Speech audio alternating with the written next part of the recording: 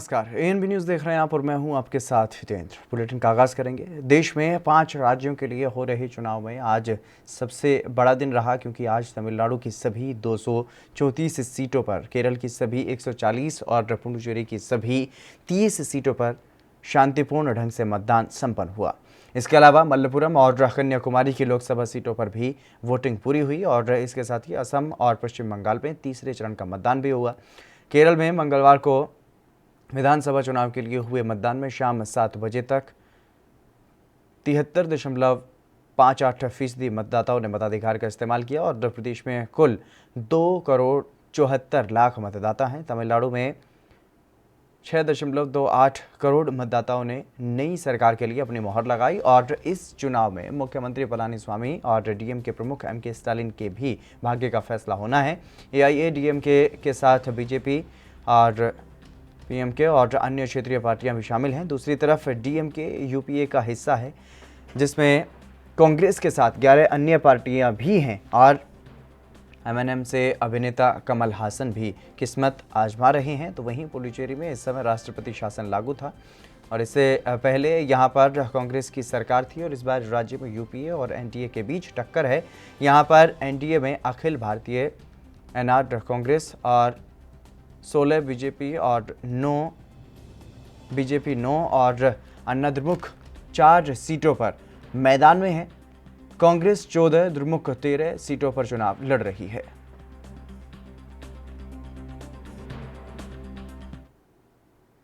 केंद्रीय स्वास्थ्य सचिव राजेश भूषण ने मंगलवार को यह बताया है कि कोरोना वायरस संक्रमण के चलते पंजाब और छत्तीसगढ़ में सामने आए मौत के आंकड़े गंभीर चिंता का कारण हैं। उन्होंने ये कहा है कि देश में कुल सक्रिय मामलों में से 58% मामले अकेले महाराष्ट्र में सामने आ रहे हैं और इसके अलावा देश में कुल दर्ज की गई मौतों के आंकड़े में महाराष्ट्र की हिस्सेदारी 34% है। उन्होंने ये बताया है कि महाराष्ट्र में साप्ताहिक पॉजिटिविटी रेट फरवरी में 6 हो गई थी और अब ये 24 हो गई है, जो कि चिंता का विषय है। और केंद्रीय स्वास्थ्य सचिव ने यह भी कहा है कि हमने राज्य सरकारों को आरटीपीसीआर जांच की संख्या बढ़ाने की सलाह दी है, जिसमें महाराष्ट्र में पिछले कुछ हफ्तों में कमी देखी गई और उन्होंने ये कहा है कि महाराष्ट्र में पिछले हफ्ते कुल की गई जांचों में से केवल 60% जांच आरटीपीसीआर माध्यम से की गई थी।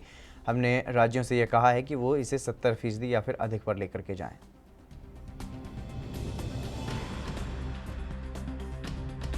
महाराष्ट्र को यदि हम देखें तो वहां फरवरी के दूसरे सप्ताह में औसतन 3,000 केसेस प्रतिदिन आते थे और अब जो वीकली औसत है महाराष्ट्र में वो 44,000 से ज्यादा केसेस प्रतिदिन आ रहे हैं।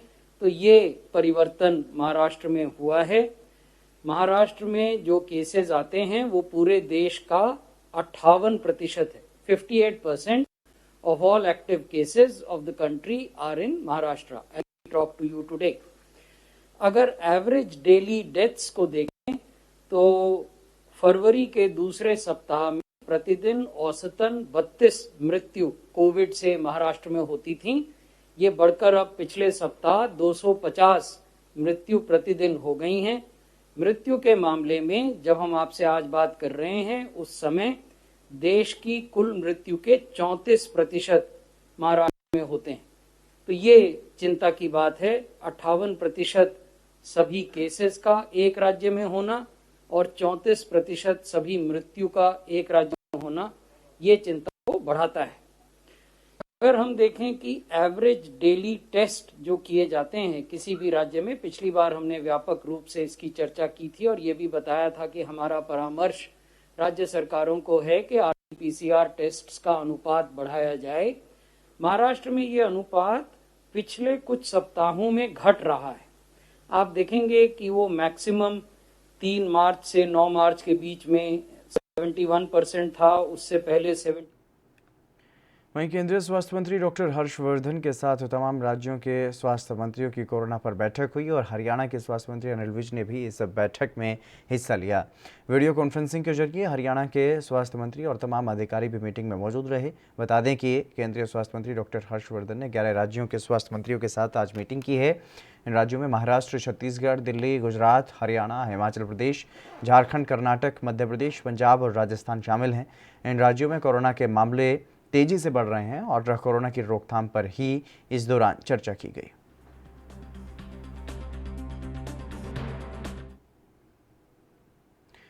छत्तीसगढ़ के बीजापुर में बीते शनिवार हुए नक्सली हमले को लेकर के नक्सलियों ने बयान जारी किया है और भारतीय कम्युनिस्ट पार्टी की तरफ से प्रेस नोट जारी करके हमले की जिम्मेदारी ली गई और बयान में इस बात की पुष्टि की गई कि लापता सीआरपीएफ जवान उनके कब्जे में हैं। बयान में यह कहा गया है कि सरकार मध्यस्थों का ऐलान करे तो वो जवान को उन्हें सौंप देंगे और प्रेस नोट में 4 नक्सलियों के मारे जाने की पुष्टि की गई है। साथ ही शहीद जवानों के परिवारों के प्रति भी नक्सलियों ने खेद जताया है। नक्सलियों ने इस हमले में 14 हथियार और 2000 से अधिक कारतूस भी लूटे हैं और नक्सलियों की दंडकारण्य स्पेशल जोनल कमेटी के प्रवक्ता विकल्प की तरफ से ये प्रेस नोट जारी किया गया है और नक्सलियों ने लूटे हुए हथियारों की तस्वीरें भी जारी की हैं। बता दें कि बीते शनिवार को नक्सलियों से एनकाउंटर में सुरक्षा बल के 22 जवान शहीद हो गए थे और वहीं एक जवान राकेश्वर सिंह इस एनकाउंटर के बाद से लापता थे। कयास लगाए जा रहे थे कि वो नक्सलियों के कब्जे में हो सकते हैं। अब ये शक सच में बदल गया है और इससे पहले बीते सोमवार को स्थानीय पत्रकार ने यह दावा किया था कि उसके पास किसी शख्स का फ़ोन आया था जिसने खुद को हिडमा बताया था और जवान के नक्सली कब्जे में होने की बात कही थी।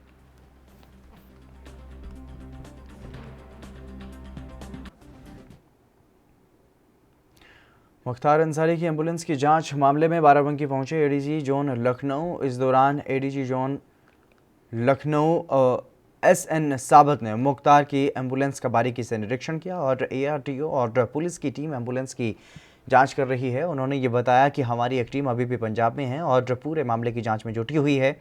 एक टीम ने मऊ जाकर के केस से जुड़े लोगों से पूछताछ की है और एक को गिरफ्तार भी किया गया है।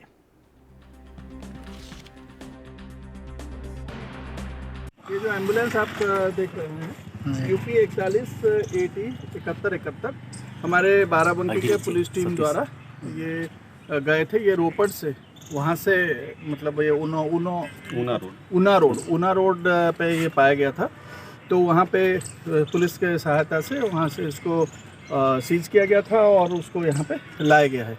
अभी उसमें टेक्निकल मुआयना यहाँ पे होना है। यहाँ पे हमारे एआरटीओ साहब और उनके साथीगण मौजूद हैं और यहाँ पे आरआई टेक्निकल का इसके विस्तृत मुआयना होगा। उस निरीक्षण के बाद इसमें क्या क्या परिवर्तन है वो सब पता लगेगा। जहाँ तक इसकी इन्वेस्टिगेशन की बात है, इसमें हम लोग का जो टीम है वो हमारा मऊ भी गया था, उसमें भी जो कार्रवाई है वो अलग से किया जा रहा है और लगभग काफ़ी हद तक हम लोग इसमें पहुँच चुके हैं, काफ़ी तक पहुँच चुके हैं। इसमें कुछ चीज़ें हैं, हमारा एक टीम अभी भी पंजाब में कार्य कर रही है। मुख्तार अंसारी को लेकर के कांग्रेस के प्रदेश अध्यक्ष अजय कुमार लल्लू ने क्या कुछ कहा है वो आपको सुनवाते हैं। यहाँ लखनऊ के भी जेल में रहे, न्यायालय के आदेश पर उत्तर प्रदेश के जेलों में रहे और ये न्यायालय का काम है, निर्देश करता है न्यायालय की किसको कहाँ रहना है, तो न्यायालय का काम है तो न्यायालय को करने दें। इसमें 100 करोड़ वसूली केस में पूर्व गृह मंत्री अनिल देशमुख और महाराष्ट्र सरकार के बॉम्बे हाईकोर्ट के फैसले के खिलाफ सुप्रीम कोर्ट जाने की सुगबुगाहट होते ही हलचल बढ़ गई है। बॉम्बे हाई कोर्ट में याचिकाकर्ताओं में से एक जयश्री पाटिल ने सुप्रीम कोर्ट में कैविएट दाखिल की है। कैविएट में यह कहा गया है कि अदालत कोई भी फैसला लेने के पहले उनकी भी सुने। बता दें कि मुंबई पुलिस के पूर्व कमिश्नर परमवीर सिंह ने अनिल देशमुख पर उगाही के लिए दबाव डालने का आरोप लगाया था और इन आरोपों पर बॉम्बे हाई कोर्ट ने अनिल देशमुख के खिलाफ जांच का आदेश दे दिया है। इसके बाद अनिल देशमुख ने गृह मंत्री के पद से इस्तीफा दे दिया और खबर है कि उद्धव सरकार हाईकोर्ट के फैसले के खिलाफ सुप्रीम कोर्ट जाने की तैयारी कर रही है और जानकारी के मुताबिक महाराष्ट्र सरकार की तरफ से वरिष्ठ वकील अभिषेक सिंह भी पैरवी करेंगे और वहीं अनिल देशमुख भी कोर्ट में एक अपील दायर करेंगे। सूत्रों के मुताबिक महाराष्ट्र सरकार के अलावा बॉम्बे हाईकोर्ट के फैसले को अनिल देशमुख सुप्रीम कोर्ट में चैलेंज कर सकते हैं और अनिल देशमुख वरिष्ठ वकीलों से सलाह ले रहे हैं। बॉम्बे हाई कोर्ट ने सीबीआई को निर्देश दिया है कि वो अनिल देशमुख पर मुंबई पुलिस के पूर्व कमिश्नर परमवीर सिंह की तरफ से लगाए गए भ्रष्टाचार और कदाचार के आरोपों की प्रारंभिक जांच 15 दिन के भीतर करें और हाई कोर्ट के आदेश के बाद अनिल देशमुख ने गृह मंत्री के पद से इस्तीफा दिया था। हाई कोर्ट ने आदेश दिया कि सीबीआई को ये शुरुआती जांच करनी चाहिए जिसमें सभी को सहयोग करना होगा और 15 दिनों के अंदर सीबीआई के डायरेक्टर को रिपोर्ट सौंपी जाएगी। अगर सीबीआई की रिपोर्ट में गृह मंत्री अनिल देशमुख पर केस पुख्ता बनता है तो सीबीआई एफआईआर दर्ज करेगी। ऑलरेडी शुरू हो चुकी है। सीबीआई का मुझे फ़ोन आया था, जो कि बॉम्बे ऑफिस से भी आया था और दिल्ली से भी आया था। जो कि अभिषेक दुल्लर है, सीबीआई के एसपी है दिल्ली से, वो जो महाराष्ट्र के इन्वेस्टिगेशन करेंगे, उनका फ़ोन आया था और उन्होंने मेरी कंप्लेंट की कॉपी मांगी है और मुझे भी वो इन्वेस्टिगेशन के लिए बुलाएंगे। देखिए, अभी ये इन्वेस्टिगेशन चालू हो गया। जैसे ही प्रोसेस आगे बढ़ती वैसे वैसे सबके स्टेटमेंट भी रिकॉर्ड होंगे और फर्स्ट मेरा कंप्लेंट है, उसके ऊपर जो कॉग्निजेबल ऑफेंस बनते हैं वो सारे कॉग्निजेबल ऑफेंस के तहत इसमें। भारत कोविड-19 की दूसरी और खतरनाक लहर को झेल रहा है। आए दिन मामलों में बढ़ोतरी देखी जा रही है और बीते दिन नए मामलों ने 1 लाख के आंकड़े को भी पीछे छोड़ा। वहीं कोरोना से बचने में वैक्सीन का उपयोग काफ़ी महत्वपूर्ण बताया जा रहा है। इसी बीच इंडियन मेडिकल एसोसिएशन यानी कि IMA ने मंगलवार को प्रधानमंत्री नरेंद्र मोदी को पत्र लिखा और ये कहा कि टीकाकरण 18 वर्ष से अधिक आयु के सभी लोगों के लिए खोल देना चाहिए। IMA ने यह कहा है कि वर्तमान में हम 45 साल से ऊपर की आबादी का टीकाकरण कर रहे हैं और अब 18 साल से अधिक आयु के सभी नागरिकों को कोविड टीकाकरण प्राप्त करने की अनुमति होनी चाहिए।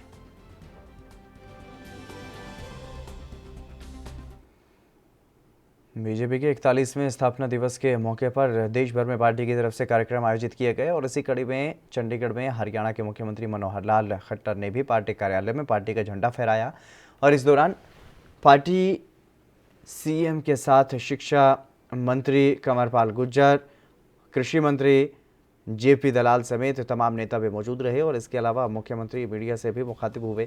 CM ने किसान आंदोलन और बढ़ते कोरोना संक्रमण समेत कई मुद्दों पर अपनी बात रखी।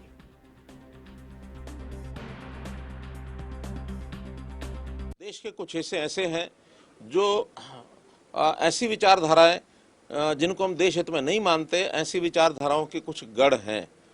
उन गढ़ को तोड़ने का सिलसिला भी कुछ साल पहले शुरू हो गया था, लेकिन अब धीरे धीरे ऐसे स्थानों पर भी आज भारतीय जनता पार्टी के प्रति आकर्षण बढ़ा है और उन प्रदेशों में भी जहां पहले कभी कोई सोचता नहीं था कि यहाँ भारतीय जनता पार्टी आएगी, ऐसे स्थानों को भी भारतीय जनता पार्टी ने कवर कर लिया है और बहुत जल्दी। उदाहरण के लिए जैसे बंगाल है, बंगाल मई का पहला सप्ताह होगा, बहुत एक उज्जवल वो सप्ताह होगा जिस दिन हमको समाचार मिलेगा कि बंगाल में भी भारतीय जनता पार्टी ने बड़ी सरकार बना ली है।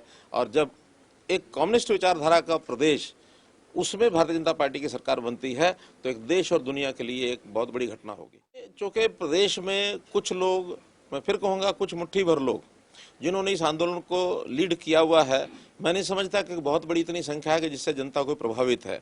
लेकिन जैसे एक परिवार होता है, परिवार में भी इतने सारे सदस्य होते हैं, उसमें 1 या 2 सदस्य कभी कभी किसी कारण से कोई नाराज़गी होती है या कोई शरारती तत्व होता है या कुछ भी होता है, कुछ समय तक उसको समझाया जाता है। समझाने के बाद उसको ये विचार किया जाता है कि एक ठीक लाइन पर वो आ जाएं। परिवार के तो अंग हैं ही हैं और कभी न समझी इतनी ज़्यादा बढ़ जाए, सीमा पार हो जाए तो फिर उसको थोड़ा एक प्रकार से उसको दंडात्मक कार्रवाई भी करनी पड़ती है।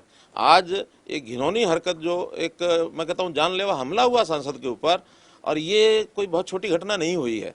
अगर इस प्रकार से सीमा तोड़ेंगे, जिस बात को वो लगातार कह रहे हैं कि हमारे शांतिप्रिय आंदोलन होंगे, शांतिप्रिय तरीके से हम विरोध करेंगे, शांतिप्रिय तरीके से हम झंडे दिखाएंगे, हम कहते हैं झंडे दिखाएं कोई बात नहीं, कहीं नारेबाजी करनी है कोई बात नहीं, प्रदर्शन धरना करना कोई बात नहीं, लेकिन लोकतंत्र को भी खतरे में डालने वाली घटनाएं यदि होंगी और इस प्रकार से हमले किए जाएंगे तो ये हमले कम से कम लोकतंत्र को बनाए रखने के लिए सहन नहीं किए जाएंगे। और जहां इस प्रकार सीमा से कोई बढ़ेगा तो सख्त कार्रवाई भी की जाएगी। तो शरारतें विपक्ष की भी समझ में आती हैं, उनको सहन नहीं किया जाएगा। आखिर ये विपक्षी लोग इस सीमा तक चले गए कि अगर हमने ये कहा कि जो कोई ऐसी भाषा बोलता है हम इसका विरोध करेंगे, उसको नहीं आने देंगे, उसकी हम निंदा करेंगे और विपक्ष। वहीं हिमाचल सरकार ने कोरोना को लेकर के एक बैठक बुलाई। मुख्यमंत्री की अध्यक्षता में कोरोना के नियंत्रण पर चर्चा की गई, कई अहम फैसले भी लिए गए। हिमाचल प्रदेश का जो स्थापना दिवस के उपलक्ष्य में 50 साल पूरे होने पर 15 अप्रैल से एक स्वर्णिम रथ यात्रा शुरू होनी थी, उस पर अगले आदेशों तक रोक लगा दी गई है। विवाह समारोह पर भी लोगों के जुटने पर सरकार ने पाबंदी लगाई है। अब इंडोर कार्यक्रम में 50 लोग और खुले में 200 लोग ही शामिल हो सकेंगे।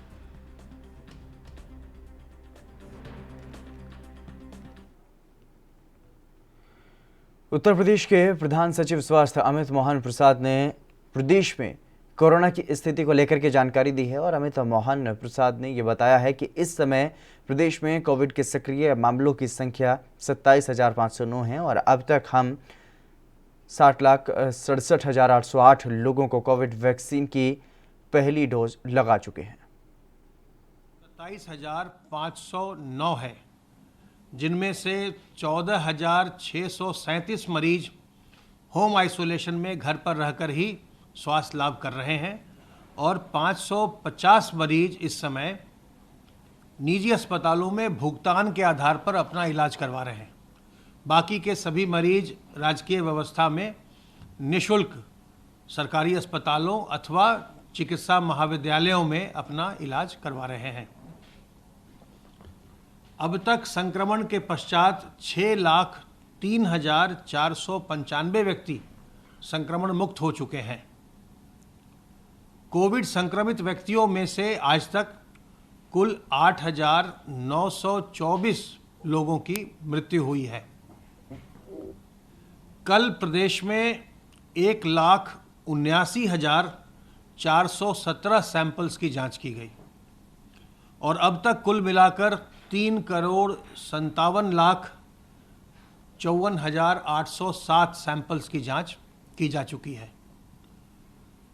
निरंतर हम अपने टेस्टिंग के स्तर को काफ़ी ऊंचा रखे हुए हैं और हमारी ये कोशिश है कि 1.5 लाख से 1.25 लाख तक हम टेस्ट रोज करवाएं। चलिए रुकेंगे एक छोटे से ब्रेक के लिए, जल्द हाजिर होंगे।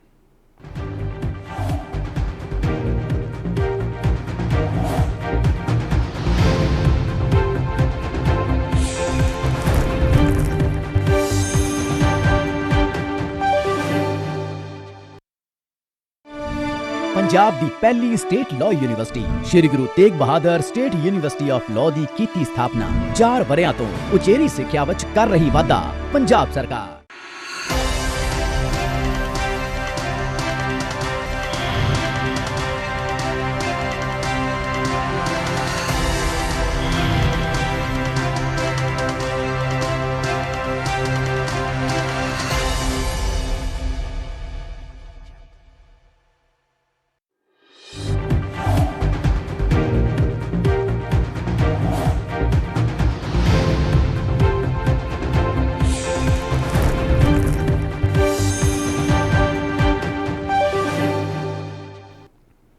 ब्रेक के बाद एक बार फिर से आप सभी का स्वागत है। खबरों में आगे बढ़ेंगे। कांग्रेस नेता रंजीत रंजन ने दिल्ली में लगे नाइट कर्फ्यू को लेकर के ये कहा है कि उन्हें लगता है कि कोरोना सिर्फ नाइट में पार्टी करने वालों की जगह से फैल रहा है। उन्होंने और क्या कुछ कहा है, आपको सुनवाते हैं। देखिए, मैं फिर कहूँगी कि लॉकडाउन सोल्यूशन नहीं है और 10 से सुबह 5 बजे का क्या औचित्य है। इसका मतलब केजरीवाल साहब मान रहे हैं कि आपने बार रेस्टोरेंट में जो लेट नाइट पार्टियां होती हैं उनको ज़्यादातर परमिशन दी थी और उन्हीं से कोरोना फैल रहा था। तो मुझे नहीं लगता कि ये कोई औचित्य है। ठीक है, लगाया, हम स्वागत करते हैं, लेकिन ज़्यादा से ज़्यादा टेस्टिंग और ज़्यादा से ज़्यादा आप अवेयरनेस को अगर आप फैलाने की कोशिश। हरियाणा के पूर्व मुख्यमंत्री भूपेंद्र सिंह हुड्डा ने चंडीगढ़ में प्रेस कॉन्फ्रेंस करके प्रदेश सरकार पर निशाना साधा है। इस दौरान हुड्डा ने राज्य में बढ़ते कोरोना और कानून व्यवस्था पर सवाल उठाए हैं। देश बड़ी गंभीर स्थिति में जा रहा है। कोरोना की जो बीमारी है वो फिर से बड़ी तेजी से बढ़ रही है। पिछली बार कोरोना के लिए सबने मिलकर लड़ाई लड़ी, अब फिर सबको मिलकर इस बीमारी से लड़ना होगा। सरकार को भी, आम आदमी को भी, और जो भी हैं इंस्ट्रक्शंस हैं, गाइडलाइंस हैं, सबको फॉलो करनी चाहिए।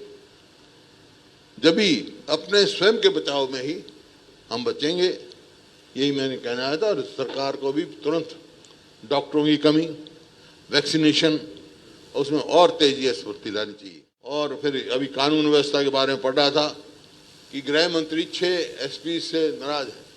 अरे पूरे प्रदेश का ये हाल है। अपनी कमजोरी को किसी अधिकारियों के कंधे पर नहीं फेंकना चाहिए।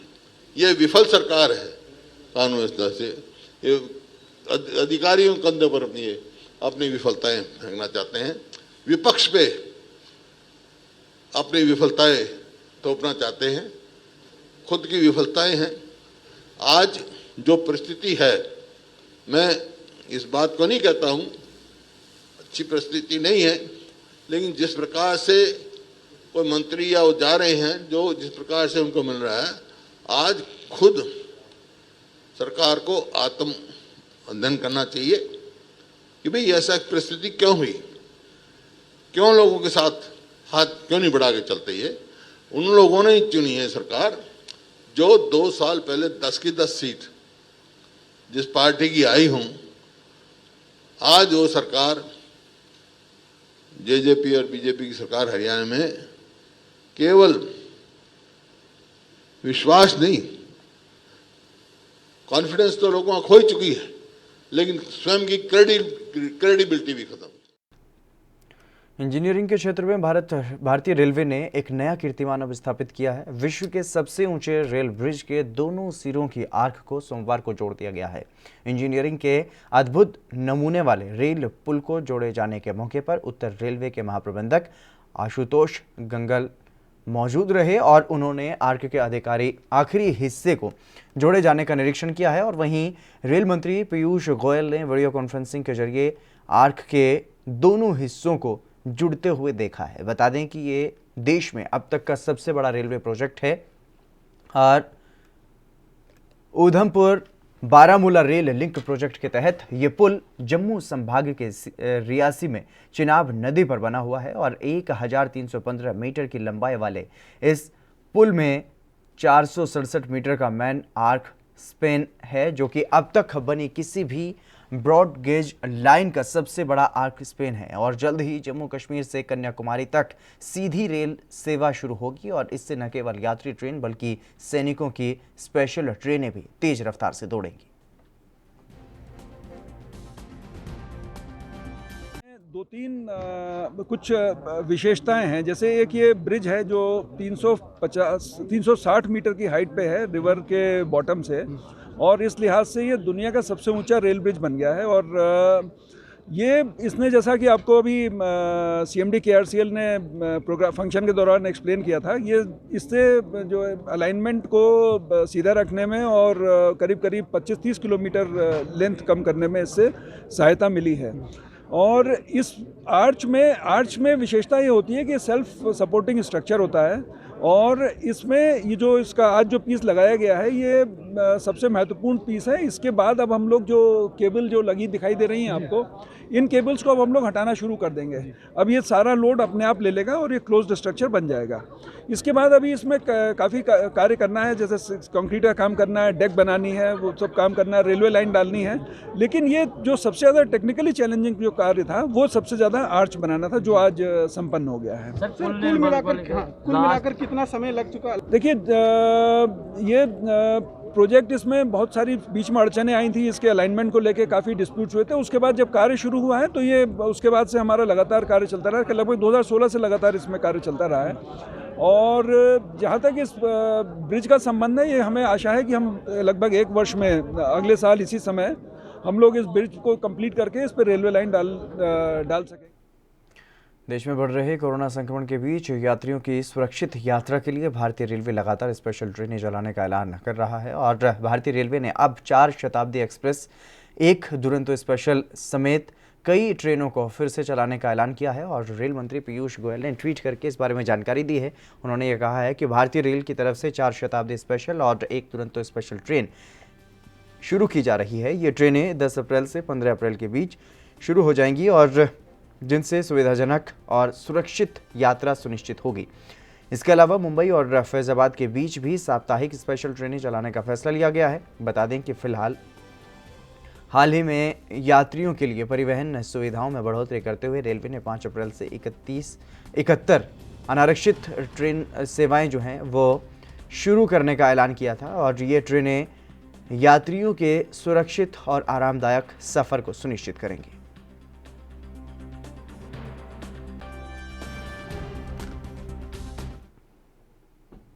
एडीजी राजीव कृष्ण मथुरा पहुंचे, जहां पर उन्होंने पुलिस SSP समेत पुलिस अधिकारियों के साथ बैठक की है और ये बैठक त्रिस्तरीय पंचायत चुनाव को लेकर के की गई है।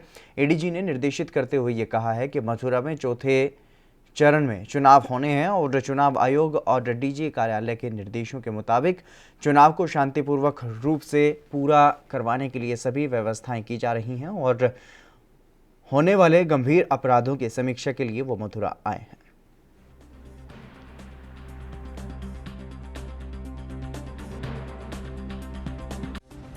मथुरा में चौथे चरण में चुनाव यहाँ पर होने हैं और मथुरा में और सभी जिलों में चुनाव आयोग के निर्देशों के मुताबिक और डीजी ऑफिस के निर्देशों के मुताबिक चुनाव बिल्कुल निष्पक्ष, पारदर्शी और शांतिपूर्वक हो, इसके लिए सारी व्यवस्थाएं की जा रही हैं।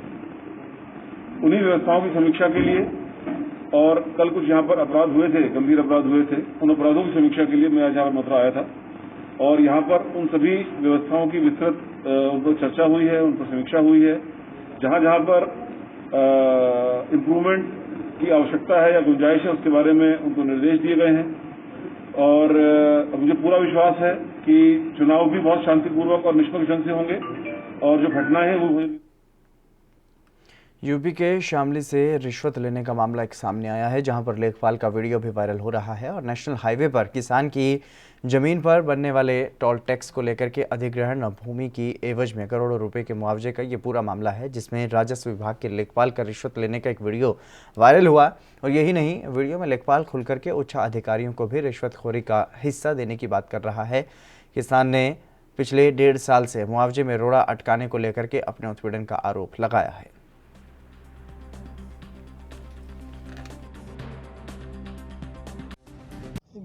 खसरा नंबर 82 जो है, हमने दफेड़ी से सूबे पैसे जमीन ली थी।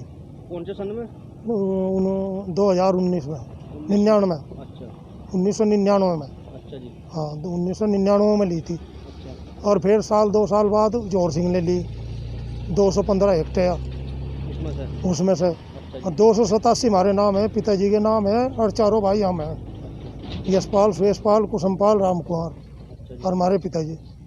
हमें तो उतनी का पैसा चाहिए और राजस्व विभाग ने मिलकर उनसे सुबह के लड़कों पर करा रखा, वहाँ एसडीएम के वहाँ रीट डलवा रखी है और हमें डिले कर रहे और हमारे पैसे कहीं ज़मीन में फंसे हुए 5-4 लाख रुपए, ये पैसे दे नहीं रहे, हमारे मरने की कगार पे हैं। हम कहाँ जहाँ क्या करें। अब जो हमारे हाल के पटवारी हैं, नफीस पटवारी जी, उन्होंने मुझे लुहारी बुलाया था। लुहारी बुला के मेरे से पैसे की मांग करी, मैंने उनको पैसा भी दिया। मैंने उच्च अधिकारी को इस मामले की जानकारी भी थी, भाई पैसे की मांग कर रहे हैं मेरे पे बार बार, इस पर कोई कार्रवाई नहीं हो रही है। तो अब आप क्या चाह रहे हैं? हम ये चाह रहे हैं कि भाई हमारा मुआवजा पूर्ण रूप से मिल जाए, जितनी हमारी हेक्टेयर ज़मीन मुआवजे में जा रही है उतने का बहनावा हमें मिल जाए, हमें और कुछ नहीं चाहिए। तो इसमें अब पटवारी क्या बोल रहा है इसके बारे में? पटवारी ये कह रहा है कि तुम्हारा मोटा पैसा आना है, 1-1.5 करोड़ रुपया तुम्हारे पास आएगा, तो उसमें से थोड़ा बहुत तो मेरा बैठता ही है। अब बताओ हम कैसे दे दें उसको पैसे? क्या सरकार सैलरी नहीं मिल रही? सैलरी तो मिल रही होगी, सरकार उन्हें पैसा भी दे रही है बढ़िया से। पंजाब के मानसा में स्कूल जत्थेबंदियों, किसान संगठनों, अभिभावकों और विद्यार्थियों की तरफ से पुरानी अनाज मंडी में इकट्ठे होकर के पंजाब सरकार की द्वारा स्कूल बंद करने के खिलाफ राज्य स्तरीय रोष प्रदर्शन किया गया, जो कि कई बाजारों से गुजर करके डिप्टी कमिश्नर दफ्तर पहुंचा और सरकार के लिए मांग पत्र दिया गया, जिसमें फैसला किया गया कि मानसा जिले के स्कूल 12 अप्रैल से खोले जाएंगे।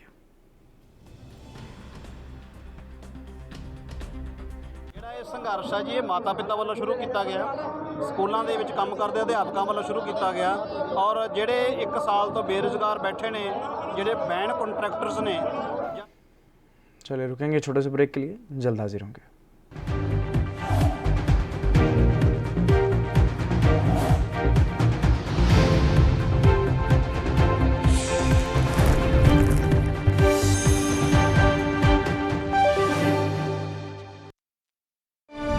ਨੌਜਵਾਨ ਪੀੜ੍ਹੀ ਨੂੰ ਫੌਜ ਵਿੱਚ ਭਰਤੀ ਦੀ ਤਿਆਰੀ ਕਰਵਾਉਣ ਲਈ Sardar Bahadur Amin Chand Soni armed forces preparatory institute ਦੀ ਸਥਾਪਨਾ ਹੁਸ਼ਿਆਰਪੁਰ ਜ਼ਿਲ੍ਹੇ ਵਿੱਚ ਕੀਤੀ ਜਾ ਰਹੀ ਹੈ। 4 ਵਰ੍ਹਿਆਂ ਤੋਂ ਦੇਸ਼ प्रेम ਦੀ ਭਾਵਨਾ ਪ੍ਰਫੁੱਲਤ ਕਰਦੀ पंजाब सरकार। कम ब्रेक और ज्यादा खबरों के साथ देखिए ANB news in channel number पर।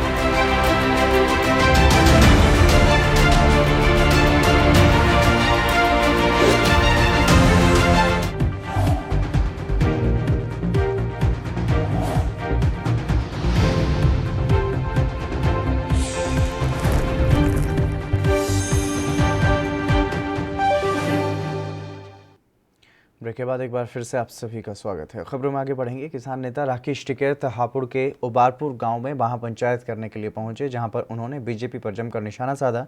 राजस्थान में अपने काफिले पर हुए हमले पर उन्होंने ये कहा कि हमला करने वाले सभी लड़के बीजेपी के थे और उनके खिलाफ रिपोर्ट दर्ज हुई है। 14 लोगों की गिरफ्तारी भी हुई है। सभी हमला करने वाले लड़के पढ़ने वाले थे और इससे उनका भविष्य ही खराब होगा। हमने उन्हें छोड़ने की अपील की थी और हम उन हमलावरों से भी मिलेंगे। साथ ही कोरोना वायरस के फैलते संक्रमण को लेकर के उन्होंने ये कहा कि कोरोना का बहाना या फिर लॉकडाउन लगा दें या फिर कर्फ्यू और लॉकडाउन दोनों एक साथ लगा दें, धरना खत्म नहीं होगा, चाहे कोरोना का बाप भी आ जाए।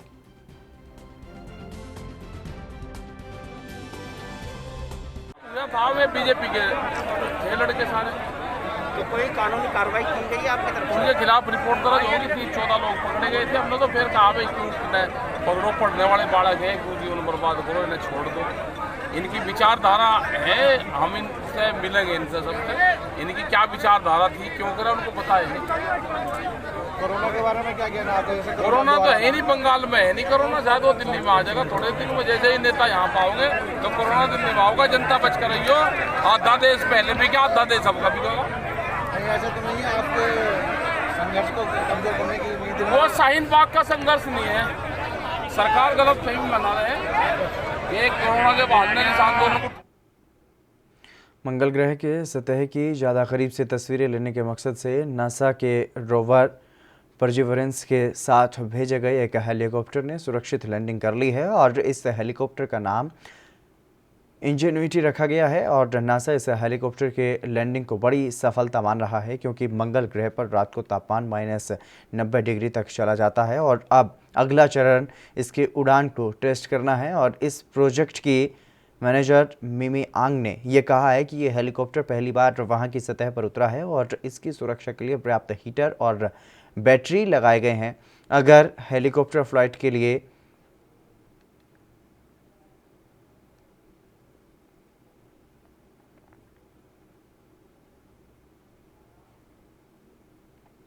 वहीं मध्य प्रदेश में कोरोना के बढ़ते मामलों के बाद भी रेलवे ने यात्रियों को राहत देते हुए पैसेंजर ट्रेन चलाने का निर्णय लिया है और वो इंटरसिटी ट्रेन भी चलाने जा रहा है।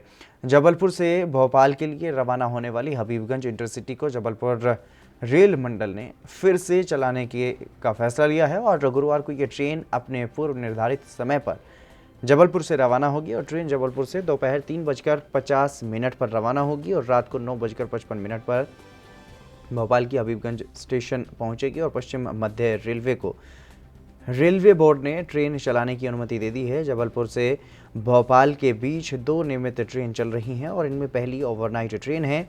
ये ट्रेन रात को तकरीबन 11:45 पर जबलपुर से रवाना होती है और सुबह 5 बजे भोपाल के हबीबगंज स्टेशन पहुंचती है। इस ट्रेन में यात्रियों की लंबी वेटिंग होने के कारण कंफर्म सीट नहीं मिल पाती।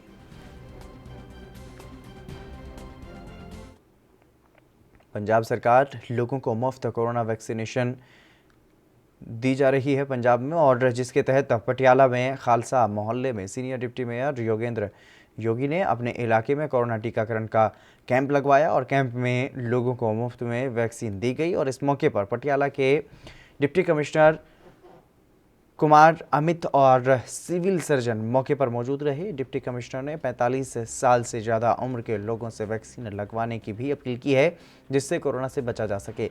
इस मौके पर सीनियर डिप्टी मेयर योगेंद्र योगी ने टीका लगवाया है।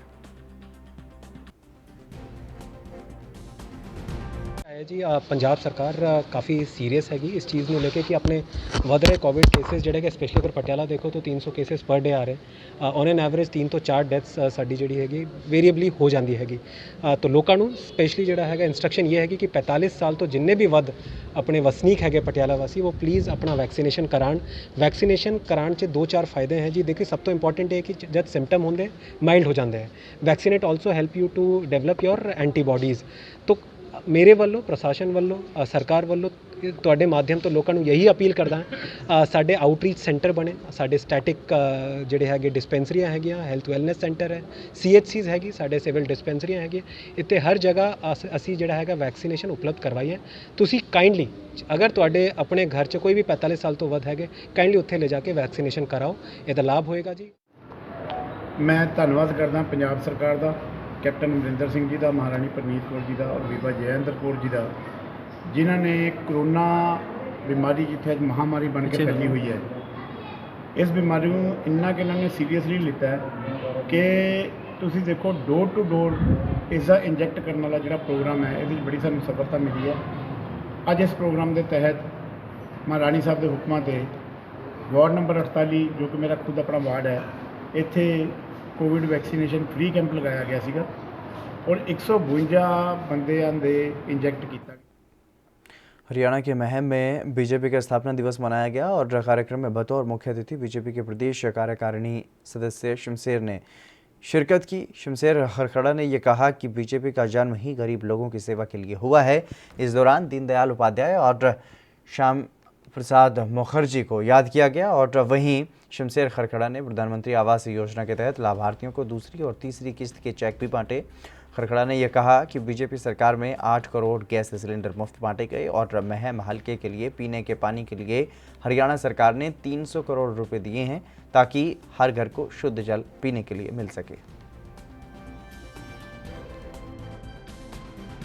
आज भारतीय जनता पार्टी का स्थापना दिवस, दीनदयाल उपाध्याय जी, श्यामा प्रसाद मुखर्जी की विचारधारा और सोच के तहत ये पार्टी बनी।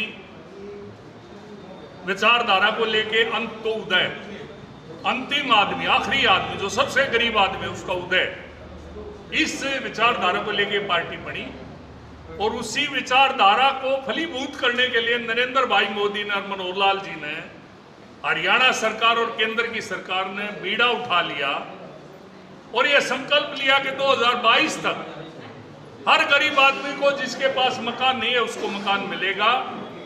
उसी कड़ी में आज जो लाभार्थी हैं जिनको ये 428 करोड़ रुपए मकान के लिए दिए गए, 2 आदमी ऐसे जिनका बनके तैयार हो गया, कुछ आदमी को दूसरी किस्त दी गई है, कुछ को पहली किस्त दी गई है, कुछ को दूसरी किस्त दे दी गई।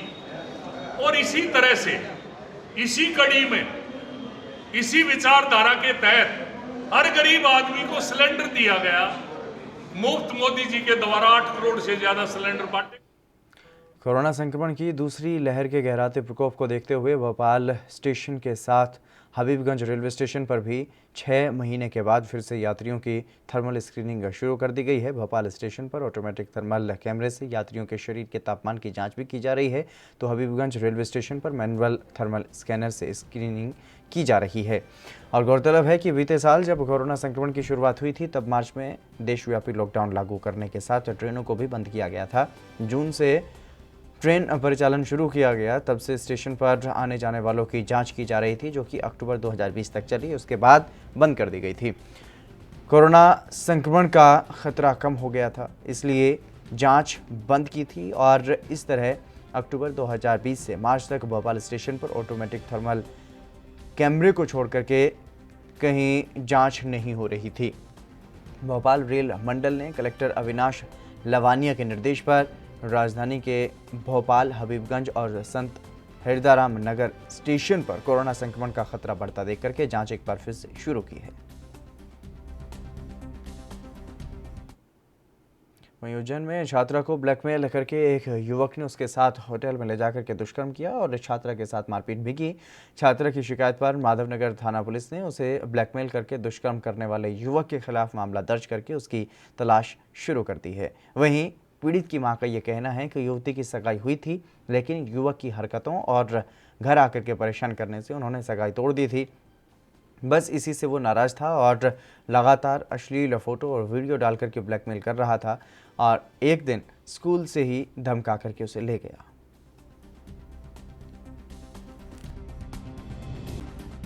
महिला संबंधी शिकायत आई है, एक नाबालिग बच्ची है, उसके मंगेतर द्वारा उसको डरा धमका कर उसके साथ यौन शोषण संबंधी शिकायत प्राप्त हुई, जिस पर महिला अधिकारी द्वारा FIR करके कार्यवाही की जाएगी। सर किन किन मामलों में प्रकरण दर्ज किया जाएगा?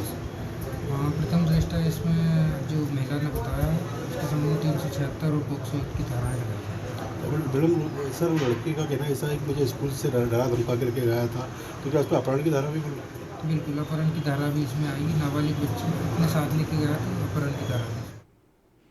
यूपी के फतेहपुर में सदर कोतवाली क्षेत्र में ग्रामीणों ने पुलिस चौकी का घेराव करके जमकर हंगामा किया और ज्यादातर JCB चालक की मौत के मामले में मृतक के परिजनों ने हत्या किए जाने का आरोप लगाते हुए परिजनों ने पुलिस चौकी के सामने शव रख करके हंगामा किया। मामला बढ़ता देख करके जिले के कई थाने की फोर्स मौके पर पहुंची और मामले को शांत करवाने में जुट गई, लेकिन आक्रोशित परिजनों ने पुलिस की बैरिकेडिंग तक तोड़ दी और मृतक के परिजनों ने JCB मालिक के भतीजे के खिलाफ हत्या किए जाने का आरोप लगाते हुए पुलिस से मुकदमा दर्ज करने की मांग की है। वहीं इस मामले में एडिशनल SP राजेश कुमार ने ये बताया है कि मामले में दोनों पक्षों में समझौता कराने का प्रयास किया गया, बात नहीं बनी तो थाना गाजीपुर से पंचायतनामा भरवा करके शव को पोस्टमार्टम के लिए भेज दिया गया। ये राकेश कुमार नाम का एक बच्चा है, 18 साल जिसकी उम्र है। ये JCB के साथ काम करता था। कल सुजानपुर थाना लालौली क्षेत्र में भट्टा पड़ता है, वहाँ पे काम कर रहा था और उसकी चपेट में आने से उसकी मृत्यु हो गई थी। परसों 3 तारीख को उसकी मृत्यु हुई थी और कल ये पहले तो सुलह समझौता करने का प्रयास दोनों ने आपस में किया, बात नहीं बनी तो फिर थाना गाजीपुर को सूचना दिया। थाना गाजीपुर ने पंचायतनामा भर के पोस्टमार्टम कराया। उनका आरोप है कि मुकदमा नहीं लिखा गया और ये डेड बॉडी लेकर के यहाँ पर मुख्यालय तक चले आए, जिन्हें राधानगर चौकी पर रोक करके समझा बुझा करके उनसे तहरीर प्राप्त करके उन्हें वापस कर दिया गया है और मुकदमा लिखा जा रहा है। और सर जो यहाँ हंगामा हुआ है, तोड़फोड़ हुई, उसके लिए क्या कार्रवाई? महाराष्ट्र, पंजाब और दिल्ली सहित कई राज्यों और केंद्र शासित प्रदेशों में कोरोना की नई लहर एक बार फिर से अब देखने को मिल रही है और जिस तरीके से लगातार मामले बढ़ रहे हैं उसको लेकर के कई राज्यों में स्कूल कॉलेज भी बंद किए गए हैं। और आपको बता दें कि देश के कई राज्यों में जिस तरीके से कोरोना के मामले बढ़ रहे हैं उसे लेकर के केंद्रीय स्वास्थ्य मंत्री की तरफ से भी आज 11 राज्यों के स्वास्थ्य मंत्रियों के साथ बैठक की गई और उन्हें दिशा निर्देश दिए गए कि तमाम तरीके से जिस भी तरीके से लगातार कोरोना के मामले बढ़ रहे हैं वो उन पर नियंत्रण पाने के लिए लगातार टेस्टिंग को बढ़ाया जाए और सभी सावधानियों को बरता जाए। जिस तरीके से जो कोरोना गाइडलाइंस जो जारी की गई हैं उसको ध्यान में रखते हुए लोगों से अपील की जाए कि सभी तरीकों से सावधानी बरतें, मास्क लगाएं, सैनिटाइज़र का इस्तेमाल करते रहें और इसके अलावा सरकारों को भी ये निर्देश दिए गए हैं कि सख्ती बरती जाए। कोरोना गाइडलाइंस का पालन करवाने के लिए सख्ती बरतनी होगी, तभी कोरोना के बढ़ते हुए मामलों पर लगाम जो है वो लगाई जा सकती है। और वहीं अगर बात की जाए कई राज्यों की जिन्होंने ये बड़ा फैसला लिया है, अलग अलग जगहों पर, अलग अलग राज्यों में कई राज्य ऐसे हैं जहां पर ये फैसला लिया जा चुका है कि स्कूल बंद रखे जाएंगे अगले कुछ दिनों तक।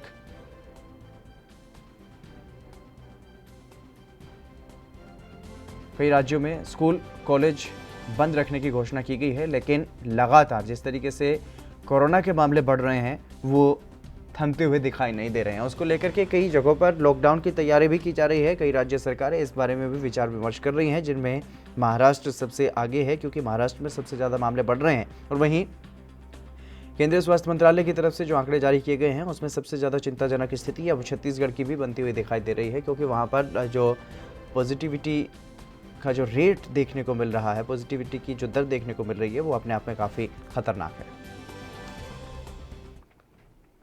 देश भर में कोरोना का संक्रमण लगातार जारी है। अंबाला में कोरोना वैक्सीनेशन करवाने वाले और संक्रमित हो चुके मरीजों को भी कोरोना ने दोबारा से अपनी चपेट में लेना शुरू कर दिया है।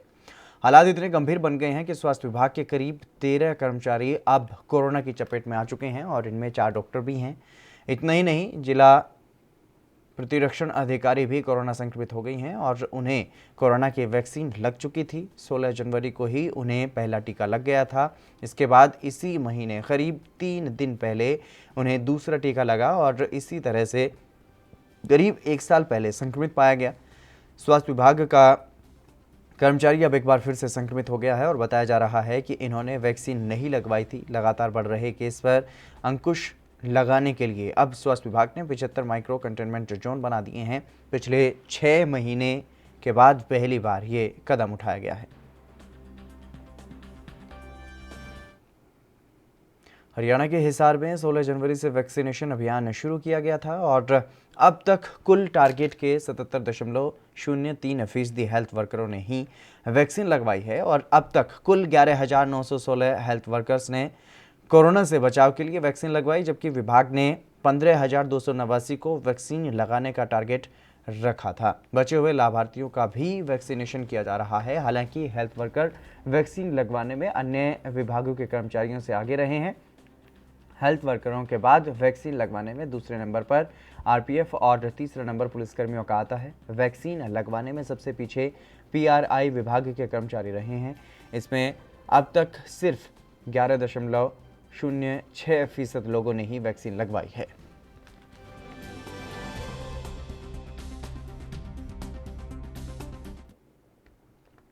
भारतीय जनता पार्टी के नेताओं और कार्यकर्ताओं ने पार्टी का स्थापना दिवस मनाया और इस बार बीजेपी ने हर बूथ पर कार्यक्रम करने की पार्टी की योजना बनाई थी। इसी कड़ी में फरीदाबाद शहर में भी सेक्टर 11 में स्थित बीजेपी के जिला कार्यालय पर बीजेपी का स्थापना दिवस मनाया गया और इस मौके पर बीजेपी विधायक नरेंद्र गुप्ता, जिला अध्यक्ष गोपाल शर्मा, जिला महामंत्री और वरिष्ठ उप महापौर देवेंद्र चौधरी और सभी बीजेपी कार्यकर्ता मौजूद रहे।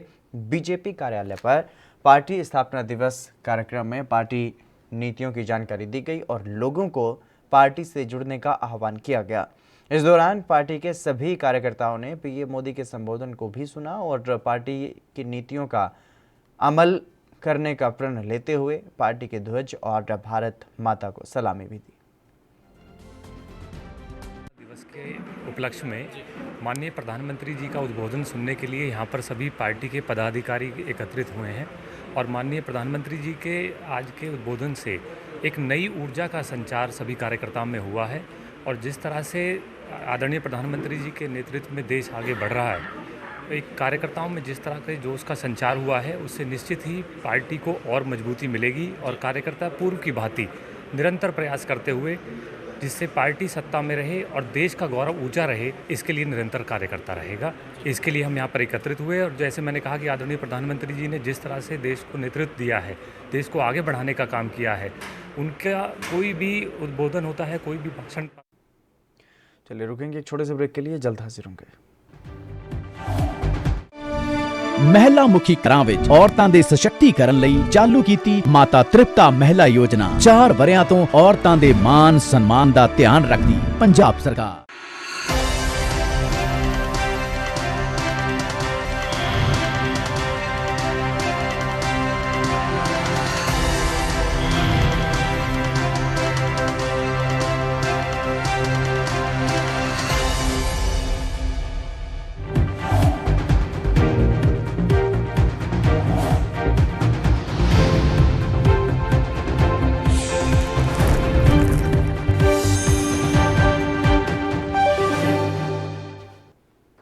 के बाद एक बार फिर से आप सभी का स्वागत है। खबरों में आगे बढ़ेंगे। यूपी के फतेहपुर में अज्ञात युवकों ने एक युवक को जिंदा जलाकर के मौत के घाट उतार दिया। दरअसल मामला हुसैनगंज थाना क्षेत्र का है, जहां पर दबंगों ने एक युवक के साथ मारपीट करके केरोसिन तेल डाल करके जिंदा उसे जला दिया। वहीं इस घटना के बाद से इलाके में सनसनी फैली हुई है और मामले की सूचना के बाद पुलिस ने मृतक के परिजनों की तहरीर पर गैर इरादतन हत्या का मुकदमा दर्ज करके मुख्य आरोपी को अरेस्ट करके बाकी आरोपियों की तलाश में जुट गई है। फतेहपुर के हुसैनगंज थाना क्षेत्र के रसूलपुर गांव की एक महिला कुसुमा देवी ने कल थाने पर सूचना दिया है कि उसके पड़ोसियों ने उसके पौत्र अमित को बुरी तरह से मारा पीटा है और यह आरोप लगाया है कि उसको जला दिया है। इस सूचना पर तत्काल थाने पर मुकदमा पंजीकृत कर लिया गया है और अमित की मृत्यु इलाज के दौरान अस्पताल में हुई है, जिसका पंचायतनामा करके पोस्टमार्टम कराए जाने की कार्रवाई की जा रही है। जो मुख्य आरोपी हैं उसमें से एक की गिरफ्तारी की जा चुकी है और पुलिस के द्वारा साक्ष्य संकलित किया जा रहा है। शीघ्र ही अन्य अभियुक्तों की गिरफ्तारी करके विधिक कार्रवाई। यूपी में त्रिस्तरीय पंचायत चुनाव को लेकर के पुलिस प्रशासन सक्रिय हो गया है। इसी को लेकर के मंगलवार को झांसी डीआईजी जोगिंदर सिंह जालोद ने जिला मुख्यालय उरई वो पहुंचे और यहां पर उन्होंने त्रिस्तरीय पंचायत चुनाव को लेकर के जिले के समस्त पुलिस अधिकारियों के साथ उरई के पुलिस लाइन सभागार में बैठक की। डीआईजी जोगिंदर सिंह ने समस्त पुलिस अधिकारियों को ये निर्देश दिया कि पंचायत चुनाव में गड़बड़ी करने वाले लोगों के खिलाफ कड़ी कार्रवाई करें और साथ ही अवैध शराब के खिलाफ सख्त कार्रवाई करने के निर्देश भी उन्होंने दिए हैं। वहीं उन्होंने ये कहा है कि पंचायत चुनाव को लेकर के पुलिस की व्यवस्थाएं पूरे तरीके से दुरुस्त हैं।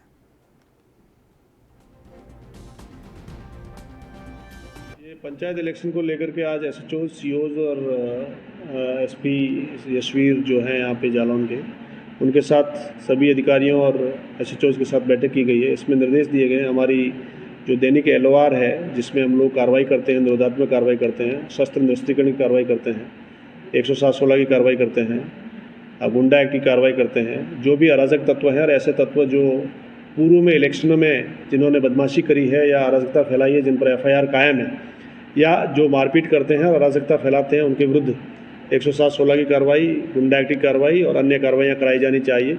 इसके लिए सभी को निर्देशित किया गया है ताकि इलेक्शन पारदर्शी तरीके से हो, तटस्थ और निष्पक्ष रूप से हो।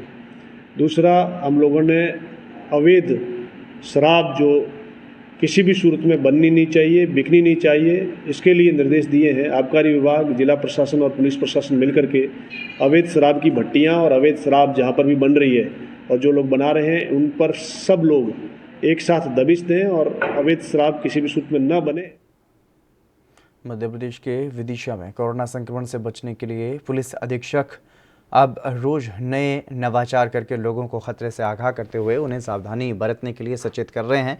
रविवार को जहां वो खुद माइक लेकर के बस्तियों में निकले और गलियों में खड़े होकर के लोगों से सुरक्षित रहने और गाइडलाइन का पालन करने का आह्वान करते हुए नजर आए, और वहीं अब उनके निर्देश पर पुलिस के नीमताल पर कैंप लगाकर के बिना मास्क के निकलने वाले लोगों को पहले मास्क दिया जा रहा है। उनके हाथ पर मैं कोरोना दूत हूँ कि सील लगा करके ओपन जेल उन्हें पहुँचाया जा रहा है और यहाँ पर उनसे कोरोना से सुरक्षित रहने के उपायों पर भी निबंध लिखवाए जा रहे हैं। विदिशा शहर इन दिनों कोरोना के लिए हॉटस्पॉट बना हुआ है और ऐसे में प्रशासन और पुलिस अपने अपने ढंग से लोगों को जागरूक कर रहे हैं और लगातार सतर्क करने के लिए लोगों से अपील कर रहे हैं।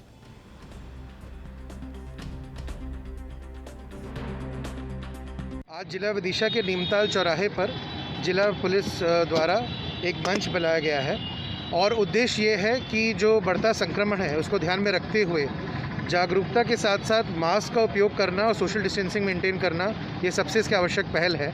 तो उसी संदर्भ में हमारा प्रयास ये है कि इस मंच के दौरान हम इस तरह से जागरूकता लाएं कि जो भी व्यक्ति बिना मास्क के पाया जाता है, उस व्यक्ति को सबसे पहले हम मंच पे उसका कोरोना दूत के रूप में स्वागत करें, क्योंकि कहीं ना कहीं मास्क ना पहनकर वो कोरोना फैला रहा है। फिर हमने एक कटआउट तैयार किया है, इस कटआउट के साथ उसका फ़ोटो खिंचवाया जाए, फिर उसके ऊपर एक ठप्पा लगाया जाए इंक का, जैसे कई बार कई जगह स्टैम्प लगता है आपके हाथ पर, वैसा एक स्टैम्प लगाया जाए कि आपको हमने कोरोना दूत मार्क कर दिया है क्योंकि आप कोरोना संक्रमण की रोकथाम के लिए प्रयास नहीं कर रहे हैं। फिर यही उसको बैठ के निबंध लिखवाया जाए कि मैं समाज के दुश्मन से समाज का सेवक कैसा बनूं।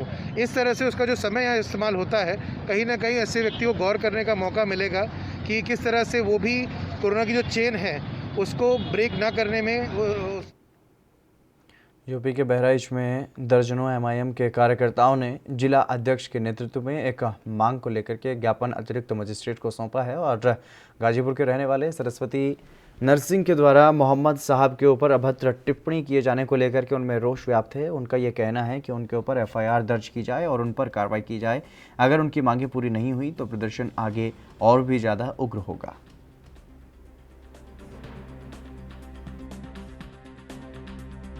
ऑल इंडिया मजलिस इत्तेहादुल मुस्लिमीन का जिला अध्यक्ष। आज आप लोग ने एक ज्ञापन दिया है एक्स्ट्रा मजिस्ट्रेट को, क्या मामला है, क्या कहना चाहिए? मामला ये सरस्वती नरसिंह जी हैं, ये गाज़ीपुर के रहने वाले हैं और इनका एक संगठन चलता है। इन्होंने हमारे पैगंबर पर अभद्र टिप्पणियाँ की हैं और हमारी ये मांग थी डीएम साहब से कि जल्द उनके ऊपर एफआईआर दर्ज करके उनको जो है जेल भेजें। अगर आपकी मांगें पूरी नहीं होगी तो क्या करेंगे? अगर हम लोगों की मांगें नहीं पूरी होंगी तो हम लोग हरियाणा के फरीदाबाद नगर निगम के कथित 200 करोड़ के घोटाले पर राज्यसभा सांसद दीपेंद्र हुड्डा जमकर बरसे।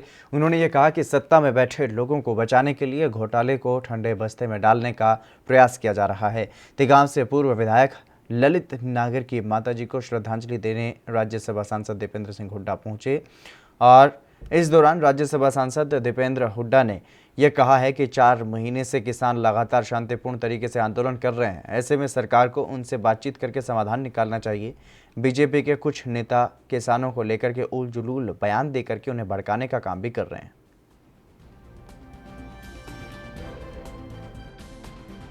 ये जो नगर निगम में फरीदाबाद में ये 200 करोड़ रुपए का जो घोटाला सामने आया, ये ऐसा शर्मनाक घोटाला मैं समझता हूँ कि भ्रष्टाचार, ऐसा भ्रष्टाचार पूरे प्रदेश का में इस तरह का कोई मामला मैं नहीं समझता, जहाँ जो है जनता की गाड़ी कमाई के ऊपर टैक्स लगाकर एकत्रित किया गया पैसा सरकारी एजेंसीज में जुड़े हुए लोग, राजनीतिक लोग, प्रशासनिक लोग अपनी तिजोरी भरने के लिए उस पैसे का प्रयोग करें और धरातल पे कोई काम ना हो। इसमें बहुत से नाम सामने आ रहे हैं। हम लोगों की को उम्मीद तो है नहीं, मगर कम से कम हमारी मांग है कि कोई जांच निष्पक्ष होनी चाहिए ताकि जो लोग भी इसमें दोषी हैं उनके खिलाफ कार्रवाई हो। बड़े बड़े सत्ता दल के लोगों से के करीबी ठेकेदारों के नाम इसमें सामने आ रहे हैं, कई जनप्रतिनिधियों के नाम भी इसमें सामने आ रहे हैं। मध्य प्रदेश के इंदौर में अन्नपूर्णा रोड मैदान के सामने सब्जियों के ठेले लगाकर के अपना जीवन यापन करने वाले लोग दोपहर करीब 12 बजे के आसपास डीआईजी कार्यालय पहुंचे, जहां पर उन्होंने मीडिया को ये बताया कि वो रेडी ठेले पर सब्जी बेचने वाले लोग हैं, जहां पर निगम कर्मियों की तरफ से मास्क, सोशल डिस्टेंसिंग और विभिन्न तरह के हवाले से उन्हें दुकान नहीं लगाने को लेकर के धमकाया जा रहा है। लोगों के मुताबिक वो पुलिस के आला अधिकारी को शिकायत करने के साथ ही इंदौर नगर निगम और कलेक्टर कार्यालय पर भी निगम कर्मियों के खिलाफ शिकायत करेंगे।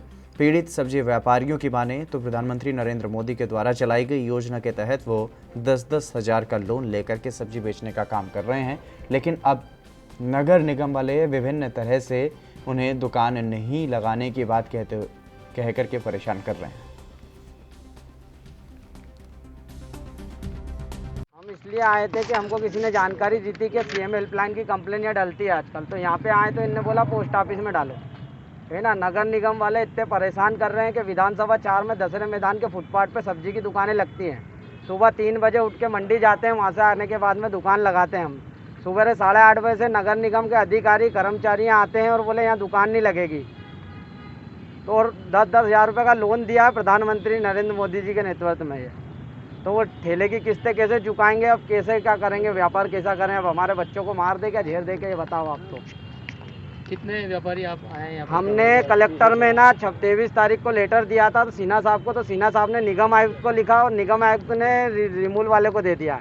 उसका नंबर ये पीछे लिखा हुआ 2697। 23 तारीख को वहाँ पे पूछा था और 3 दिन बाद सिन्हा सर ने, जो SDM साहब है, डायरेक्ट कलेक्टर साहब नहीं मिले थे तो उनने सिन्हा साहब ने दिया था। निगम वाले अभद्रता भी करते हैं आपके साथ? बहुत अभद्रता करते हैं, गलत उपयोग करते हैं भैया, के यहाँ लगने नहीं देंगे दुकान, आप कहीं भी बेचो, कुछ भी करो। सोशल डिस्टेंसिंग में दुकान लगा रहे हैं आप? बिल्कुल सोशल डिस्टेंसिंग में दुकान लगती है सर हमारी।